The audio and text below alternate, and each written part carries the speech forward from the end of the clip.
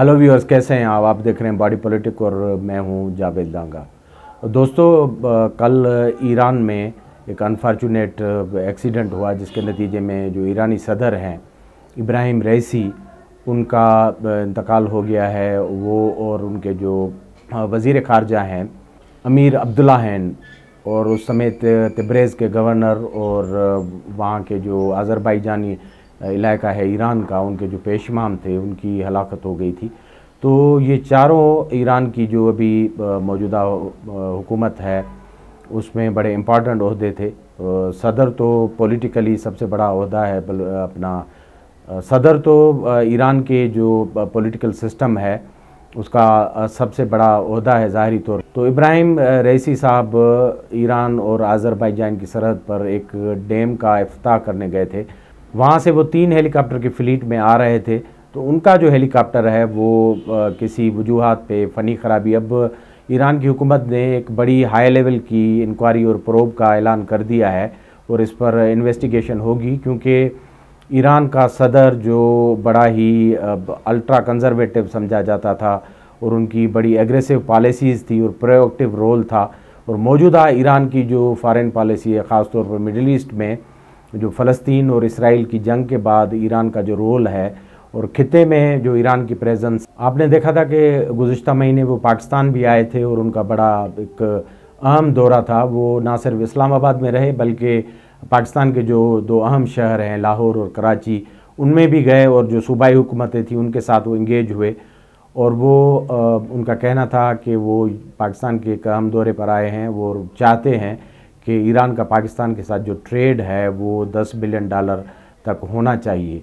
तो उन्होंने बहुत सारी इस तरह की पॉलिसीज़ जो हैं उनका ऐलान कर रखा था और बड़ा प्रोएक्टिव उनका रोल था खिते में भी और सारी जो सूरत हाल थी। लेकिन इस एक्सीडेंट के नतीजे में उनकी हलाकत हो चुकी है। तो ये ना सिर्फ ईरान के लिए बल्कि पूरे खिते में जो सूरत हाल है डिप्लोमेटिक या ताल्लुकात की, उस पर ज़ाहरी तौर पर असरअंदाज होगी, क्योंकि ईरान में जब तक आइन के मुताबिक जो ओहदा है, ईरान का आइन कहता है, उनका आर्टिकल 131, जिसमें उनके जो सुप्रीम लीडर हैं आयतुल्ला, उनको ये अख्तियार है कि वो जो पहले नायब सदर हैं उनको और साथ में जो असेंबली के स्पीकर हैं और चीफ जस्टिस हैं, इन पर मबनी 3 लोगों की कमेटी को बाख्तियार करते हैं कि वो सदर अगर इन ऑफिस में उनकी फौतगी हो जाती है तो 50 दिन में आइन के मुताबिक वो इलेक्शन करवाएंगे।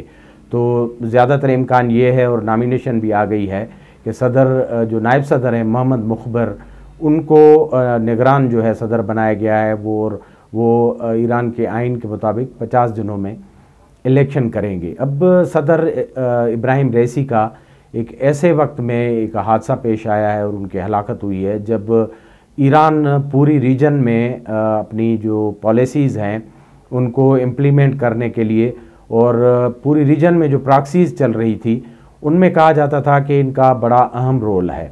और वैसे भी उनकी जो लेगेसी है या उनका जो प्रोफाइल था वो इंतहाई सख्तगीर लीडर्स में शुमार होते थे, क्योंकि आपको पता है जब ईरान का ये जो इनकलाब आया था उस ज़माने में, ये 80s के ज़माने में ही तेहरान में आ गए थे और जो ईरान का प्रोसिक्यूशन और लीगल सिस्टम है, तो ये ख़ुद जो है ईरान के प्रोसिक्यूशन और लीगल जो सिस्टम है उसमें उनका हिस्सा थे। और बाद में ये तरक्की पाते पाते तेहरान में डिप्टी प्रोसिक्यूटर और फिर जो लॉ डिपार्टमेंट है उनके सरबराह के तौर पर ये आ गए थे। तो इनके ज़माने में मुखालफिन को क्रश करने या कानूनी तरीके से उनको एलिमिनेट करने, सज़ाएँ देने, ख़ास तौर पर सज़ाए मौत देने के बहुत सारे वाक़यात रूनमा हुए थे। तो ईरान की जो अपोजिशन है या बाहर जो नाकदीन बैठे हुए हैं ईरानियन या यूरोपियन और बाकी जो ममालिक हैं, इनको इस हवाले से तनकीद का निशाना बनाते थे कि ये उस कोर टीम जजेस की का हिस्सा थे जिन्होंने एक बड़े पैमाने पर फ़ैसला किया था मुखालफिन को और जो ईरानी हुकूमत के जो मजहबी हुकूमत है उनके जो नाकदीन थे, मुखालफिन थे, उनको सज़ाएँ देने का। तो इनको डेथ टीम के नाम से भी याद किया जाता था और इनके जो नाकिद थे उनको याद करते थे। तो इनका बड़ा एक रोल है ईरानी जो मजहबी इनकलाब है उनमें। तो ये आहिस्ता आहिस्ता ग्रो करके इस पोजीशन पर पहुँचे थे। और वैसे भी समाजी तौर पर ان کا جو ٹائٹل ہے وہ حجت اللہ کا تھا، جو آیت اللہ کے بعد دوسری رینک کا جو ہے اپنی ریلیجس جو مذہبی پوزیشن ہے ایران کے قانون کے مطابق، ان میں ان کی دوسری پوزیشن تھی۔ اور اس کے علاوہ یہ بھی کہا جا رہا تھا کہ وہ موجودہ جو آیت اللہ ہیں خامنائی صاحب، جو رہبر ہیں ایران کے، ان کے جانشین کے طور پر بھی ان کو دیکھا جا رہا تھا۔ ان کا جو اسٹیچر بنا تھا یا ان کی جو پالیسیز تھی وہ بہت قریبی سمجھی جاتی تھی۔ تو اسی طرح آیت اللہ خامنائی صاحب کے جو بھتیجے ہیں وہ بھی اس پوزیشن کے لیے امیدوار سمجھے جاتے تھے۔ تو اندر بھی ایک جیسے عہدوں کی ایک اپنی رائیولری اور باقی چیزیں موجود ہوتی ہیں، اور ہر سسٹم میں ہوتی ہیں۔ آپ دیکھتے ہیں کہ جو کمیونسٹ نظام ہوتا ہے وہاں بھی بڑے عہدیداران لابنگ ہوتی ہے اور لوگ ہوتے ہیں۔ تو اس طرح ایران میں بھی اندر ایک اقدار کے لیے ہمیشہ یہ کوششیں جاری رہتی ہیں ہائیسٹ پوزیشن کو اچیو کرنے کے لیے۔ تو یہ اندرونی جو رفٹ ہے اس پر بھی کافی بات چیت ہو رہی ہے، لیکن یہ ساری باتیں جو ہیں قبل از وقت ہیں۔ ایرانین گورنمنٹ نے پروب کا اور انکوائری کا جو ہے وہ اعلان کر دیا ہے۔ جب آفیشیل ورڈ آئے گا ایران کی طرف سے تو پھر کہا جا سکتا ہے کہ یہ حادثہ تھا یا کوئی سازش تھی، کیونکہ سائیڈ لائنز پر اس طرح کی تھیوریز آ رہی ہیں کہ اسرائیل کے خلاف جو ان کی پالیسی تھی بڑی سخت گیر تھی۔ آپ کو پتہ ہے صرف 2 ہفتے پہلے ایران نے ایک بڑا اسٹرائک کیا تھا تل ابیب پر اور اسرائیل پر، وہاں 300 سے زیادہ راکٹ اور اس طرح کے ڈرون حملے ہوئے تھے۔ پھر بعد میں جوابی حملے اسرائیل کی طرف سے ہوئے تھے، جو کہا جاتا ہے کہ ایران کے جو اسٹریٹجک ہیں مفادات یا انسٹالیشنز ان پر ہوئے تھے۔ تو اسی کے درمیان جب ایک جنگ چل رہی ہے اور وار آف ورڈز بھی چل رہی ہے، تو یہ تھیوریز بھی کر رہی ہیں، سرگوشیوں میں ہیں کہ کہیں سے کوئی انٹرنیشنل سازش کے تحت ان کو ایلیمنیٹ کیا گیا ہے، کیونکہ آذربائیجان کی وہ سرحد پر گئے تھے اور اس طرف جو آزاد آذربائیجان اسٹیٹ ہے وہ بھی ایک طرح کی سینٹرل ایشیا میں الائی سمجھی جاتی ہے موجودہ وقت میں، اپنے ویسٹ کی، امریکہ کی، اور وہاں سے بھی ہے کہ کوئی اس طرح کا امکان ہو سکتا ہے۔ تو اس طرح کی بھی باتیں ہیں کہ ان کے خلاف کوئی سازش ہو سکتی ہے کہ وہ کہیں سے شکار ہوئے ہوں ان جنگوں کا، یا ملکوں کے ساتھ ان کی جو دشمنی چل رہی ہے۔ ایران کے ساتھ ایک لمبی رائیولری ہے امریکہ کی، اور اس میں بھی اس طرح کے جو امکانات موجود ہوتے ہیں، دنیا کی جو ایجنسیز ہیں اس طرح کے کام کر جاتے ہیں ایک اہم وقت میں، کیونکہ صدر رئیسی کو 2025 تک اقتدار میں رہنا تھا۔ وہ 2021 میں ایک کنٹراورشل یا متضاد الیکشن کے نتیجے میں اقتدار میں آئے تھے، اور ان کو آگے 2025 تک اپنا ٹینیور جو ہے وہ جاری رکھنا تھا۔ اور اس کے بعد ان کے جو جس طرح اسٹیچر تھا، اور میں نے پہلے بھی کہا کہ جو آیت اللہ کی ہائیسٹ پوزیشن تھے وہ ان کے ایک بہترین کنٹینڈر مانے جاتے تھے، کیونکہ وہ بڑے جو ہے وہ رازدار تھے اور کانفیڈنٹ تھے موجودہ جو آیت اللہ صاحب ہیں ان کے۔ تو اس طرح ان کی ایک میرٹ بن رہی تھی۔ تو بہت ساری چیزیں ہیں، اور پاکستان میں بھی ان کا آنا جو ہے وہ اس کو اس طرح لیا جا رہا ہے کہ وہ جب پاکستان میں آئے تو بظاہر جو ان پر سینکشنز ہیں اور باقی چیزوں کے باوجود انہوں نے پاکستان کے ساتھ بڑی انگیجمنٹ کا اعلان کیا۔ آپ نے دیکھا کہ ان کے دورے کے دوران ہی جب بات چیت ہو رہی تھی تو امریکہ سے ایک بیان آیا کہ اگر کوئی ملک ایران کے ساتھ انگیج ہوتا ہے اور سینکشنز کے باوجود تو ان پر پابندی لگنے کے امکانات ہیں۔ تو اس طرح کے میسیجنگ میں صدر رئیسی نے اپنی زندگی میں ایک اہم دورہ کیا، جو کہ ان کا جو فارن ٹرپ میں آخری دورہ سمجھا جاتا ہے پاکستان کا۔ وہ اپنے ہی ملک میں ڈیم بنانے کی ایک تقریب میں انہوں نے شرکت کی اور اس کے بعد اس حادثے کا شکار ہو گئے۔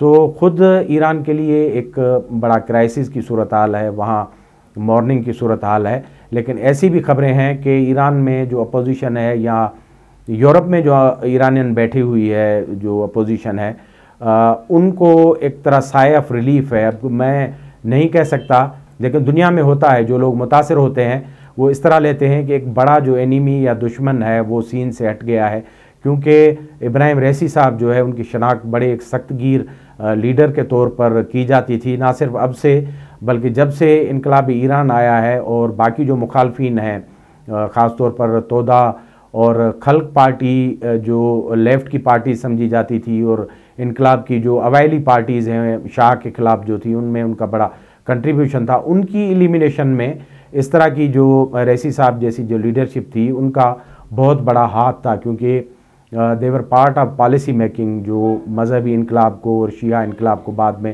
कंसोलिडेट करने के लिए पॉलिसीज़ चलाई गई थी, उनको ये लोग आगे लेकर चल रहे थे और ये आइडियालॉग समझे जाते थे। और उनकी जो समाजी हैसियत थी वो भी इस तरह थी जिस तरह वो ब्लैक टर्बन या काली पगड़ी पहना करते थे। तो ये वहाँ ईरान में निशानी है कि जो जिन लोगों को समझा जाता है कि वो पैगंबर अलैहिस्सलाम की फैमिली से या उस कबीले से डिसेंड करते हैं, तो वो ईरान में एक ब्लैक किस्म की टर्बन पहनते हैं। और भी लोग हैं जो सैयद या इस तरह की डायनेस्टी से उनका ताल्लुक़ है, तो वो इस तरह की टर्बन पहनकर आइडेंटिफाई होते हैं कि वो सोशली और मजहबी तौर पर बड़े मुकद्दम और रायल समझे जाते हैं। तो उनकी बड़ी अहमियत थी। ये ईरान की जो आने वाली पॉलिटिक्स है उस पर भी बड़े गहरे असर छोड़ेगी, क्योंकि ईरान में जब भी इलेक्शन आता है तो वहाँ जो मौजूद अपोजिशन है या निज़ाम के ख़िलाफ़ जो आउट क्राई है वो बड़ी सरफेस होती है। गुज़िश्ता जो इलेक्शन थे 2021 के, उसमें भी हमने देखा। और उसके बाद आपको पता है कि सज़ाओं का सिलसिला, एक औरतों की तहरीक और बाकी मुखालफिन को कुचलने की जो कोई सूरत हाल थी, उसमें सदर रईसी साहब जो है बड़े पेश थे और सख्तगीर समझे जाते थे। तो अब जब 50 दिनों के बाद एक नई इलेक्शन होगी तो ज़ाहिर है पूरा सेंटीमेंट जो है ईरान में दोबारा से वो अपना रीग्रुपिंग होगी उसकी, और ये जो इजहार है वो ट्रांसलेट होता है इलेक्शन में। तो ईरान के जो अंदरूनी मसाले हैं वो फिर दोबारा से सरफेस होंगे। और इस तरह एक ईरान जैसे हालत जंग में है मिडिल ईस्ट में, उनकी प्रॉक्सीज़ और बाकी चीज़ें हैं, तो ईरान के लिए ये हादसा बहुत सारे जो प्रॉब्लम है वो एक ट्रांजिशन में क्रिएट कर सकता है। और ज़ाहिर है मुखालफिन के लिए एक इस तरह साय ऑफ रिलीफ है कि एक जो सख्तगीर लीडर या जिसके पास एक रिज़ॉल्व थी अपना काम पूरा करने की, वो अब दुनिया में नहीं है। तो उनके लिए ये रास्ता खुद एक एक्सप्लॉयटेशन का और सूरत हाल को अपने फेवर में करने का बन सकता है। तो ईरान के लिए ये लम्हा एक कमज़ोर किस्म का लम्हा है, और उनके पास एक इस वक्त वो मॉर्निंग में हैं, सोग मना रहे हैं। एक प्रोब का उन्होंने तहकीक का ऐलान किया हुआ है, इंक्वायरी का। तो उसके बाद ही चीज़ें आगे जाएंगी। और ईरान की जो मौजूदा सुप्रीम लीडर हैं आयतुल्ला, जो कि अल्टीमेट पावर रखते हैं और उनके पास सारी अथॉरिटी है, वो किस तरह इस सारे सेटअप को आगे चलाएंगे और ईरान फिर से एक नए सदर का इंतखाब कर पाएगा, ये आने वाले दिनों में तय होगा। लेकिन सदर इब्राहिम रईसी के जाने से सियासत का एक बड़ा दौर जो है उसका इख्तिताम हो गया है। और अब देखते हैं जो नई सियासत या नए सदर आएंगे वो ईरान को किस डगर पर ले जाएंगे। आज के प्रोग्राम में इतना ही। हमारे प्रोग्राम को देखते रहें, लाइक करें, सब्सक्राइब करें। बहुत बहुत शुक्रिया।